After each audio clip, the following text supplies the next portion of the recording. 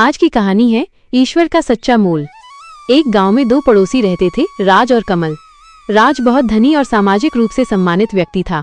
वो रोजाना बड़े ठाट बाट से शिव मंदिर जाता, महंगे फूल माला, इत्र और सोने के छोटे छोटे आभूषण शिवलिंग पर चढ़ाता था।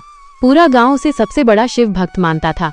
दूसरी ओर कमल एक गरीब किसान था। उसके पास शिव पर चढ़ाने के लिए कोई कीमती वस्तु नहीं थी।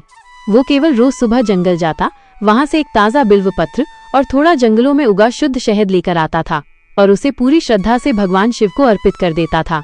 वो अपनी भक्ति का कभी दिखावा नहीं करता था। एक वर्ष गांव में भयंकर सूखा पड़ा। धनवान राज को चिंता हुई कि अगर बारिश नहीं हुई तो उसकी सारी जमीन और व्यापार बर्बाद हो जाएगा। उसने गांव के सबसे बड़े पुजारी को बुलाया और घोषणा की कि वो शिव को 1 क्विंटल सोना चढ़ाएगा, बशर्ते शिवजी जल्द से जल्द बारिश कर दें। जब राज सोने से भरी टोकरी लेकर मंदिर पहुंचा तो उसने देखा कि शिवलिंग के पास एक मधुमक्खी का छत्ता लगा हुआ है। छत्ते से टपकती शहद की बूंदें सीधे शिवलिंग पर गिर रही थी। यह दृश्य देखकर राज क्रोधित हो गया। उसने पुजारी से कहा, ये कैसी अशुद्धि है? इस गंदे छत्ते को तुरंत हटाओ। मैं इतना महंगा सोना चढ़ा रहा हूँ और ये शहद इस पवित्र स्थान को अपवित्र कर रहा है। पुजारी ने डरते हुए छत्ते को हटाना चाहा, पर राज की चिल्लाहट सुनकर कमल वहां आ गया। कमल ने हाथ जोड़कर कहा, राज जी, आप करोड़ों का दान कर सकते हैं, पर एक क्षण के लिए सोचिए। ये शहद तारांकन शुद्ध, मीठा और बिना किसी लालच के सीधे प्रकृति से स्वयं महादेव पर अर्पित हो रहा है। मधुमक्खियां अपना कर्म कर रही हैं और यह निःस्वार्थ प्रेम का प्रतीक है। क्या आपका 1 क्विंटल सोना उस प्रेम से ज्यादा शुद्ध हो सकता है जो बिना किसी मोल के अर्पित किया जा रहा है? राज ने उपहास किया, ये कैसी मूर्खतापूर्ण बात है। तुम गरीब हो इसलिए बड़ी चीजों का मोल नहीं जानते।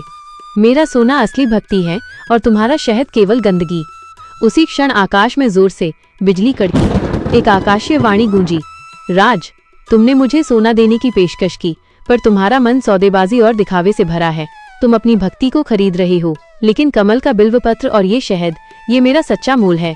ये निःस्वार्थ, सरल और प्रेम से भरा हुआ है। और अगले ही पल मूसलाधार बारिश शुरू हो गई। राज अपनी सोने की टोकरी छोड़कर सिर झुकाए खड़ा रहा। उसे समझ आ गया कि भगवान को चढ़ावा नहीं, बल्कि सच्चा हृदय पसंद है।